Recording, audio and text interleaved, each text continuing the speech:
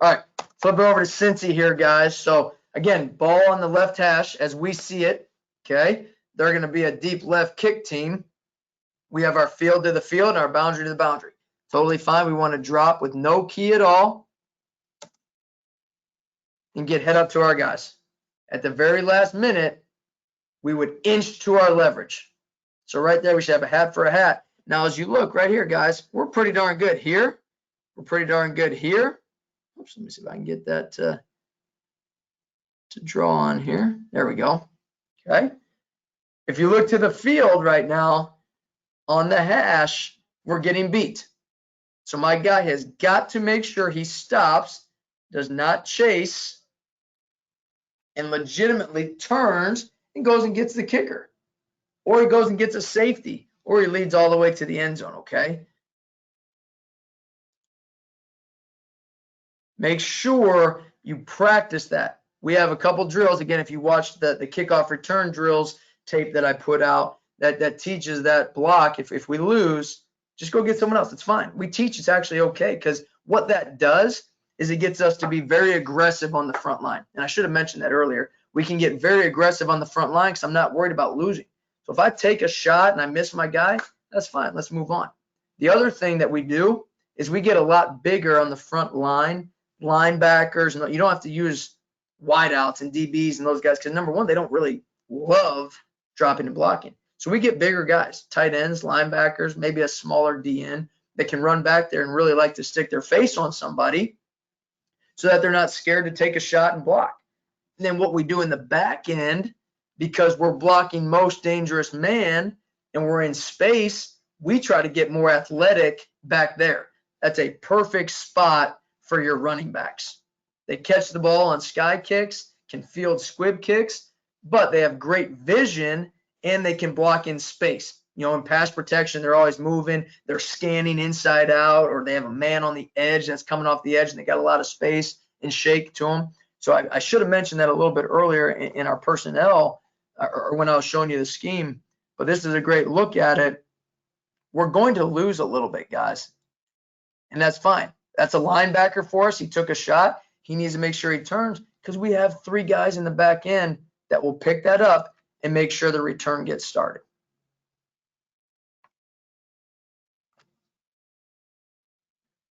All right, so we'll watch it. As we see it, guys, the guy in the middle of the field is going to be a guy that loses right now, okay? And we'll pick him up in the back end. It's fine. He's got to turn and go get someone else. So what I want to show you on that one, we get the ball out outside the 30, okay, out to the 33, 34-yard line, and we didn't block it great. This is critical when you're talking to your head coach or if you are the coordinator making the decisions, explaining that this system, and I'm a big believer in it, will get every return started. You're never going to come out there with your offense at the 12-yard line, the 17-yard line, the 20. It just should never, ever happen, which I've done that many times in my career. I've had some big ones, and I've absolutely been tackled inside the 15 many times. But when we switched to this scheme a couple of years ago, this allowed us to always have at least very solid starting position, starting field position. Okay, ball in the middle of the field, so it's a great picture at very good spacing. Okay, we got a triangle on the ball, 47-yard line, 47-yard line for the guards, the minus 47, and 49 up there by our tackles. All right, don't need to be real wide. You got plenty of space to play the bloop kick over there on the right of the screen. And then we're definitely good over here on the left with them not being super wide. Both of our tight ends are on the divider, and then we have the fullback in the middle of the field. A lot of guys might ask or text me and say, you know, how do you know if it's a middle of the field kick team? Well, we'll look at their kick chart. Where do they kick it the most? And if they just kick it all over, we'll have to obviously pick. This is our front side. This is our back side, our field and boundary. Okay, I can't remember exactly what we'll run the clip here in a second, but you'll have to predetermine who your field is and who your boundary is, and you should know that going into the week. Okay, so right there, our boundary was the left side. Okay, and I know that because we dropped to the middle of the field from the right side, and we drop to the divider from the left side. Right now, and I paused it just a hair late, but 2 steps prior to this, you'd have no idea, guys, if we're going left or right. Again, we didn't run a lot of middle, but it was going to be left or right. So it causes a lot of hesitation, excuse me, by the kickoff team. And now they're going to be chasing our returner. Okay, again, I really believe this guy, and he's with us this year. I'm going to coach the heck out of him. Okay, you got to stick to what the return is called. He likes to cut back across everything. Well, all of our most dangerous man blockers are leading out to the return that we called. They're leading way out to the right. So keep pressing it, because we got a hat for a hat way over here to the right. We don't need to cut back across anything. Try to run it to where we have all those extra blockers going to. Okay, so there's a lot of space back there. Let me rewind this. There's a lot of space out here to the right. If I can get it paused in the correct spot here. Boom, there's all the kickouts. Like, my guy's already cutting behind the goalpost right there up the field. We need to push this thing out to the right where we've got really 3-on-2 right there. Worst case scenario, 3-on-3, and my guy that lost, excuse me, right in the middle of the field will go up and get the kicker.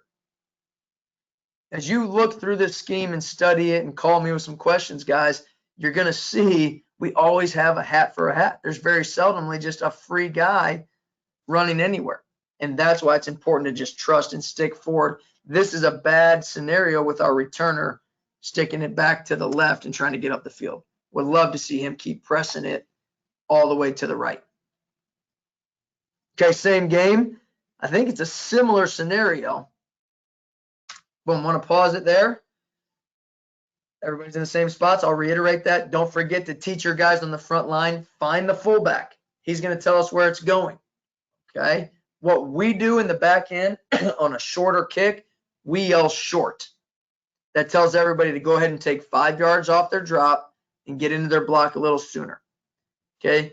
This is an old term when we used to, like, even in the NFL, they still use the fatter guys, the O linemen, the big guys. So we actually make it a fat call, even like in golf when you hit a chunky shot and they say you fatted it. Okay.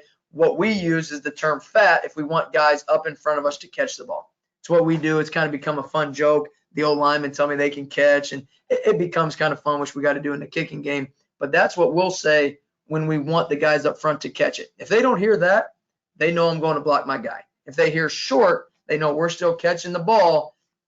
But in my opinion, no matter what you say, you have to have 2 different terms for a short kick and a short kick that you want the upbacks to catch. Whatever term you guys and your team come up with is important. Okay, so we still called the right return. We still get to our spots. And here we go.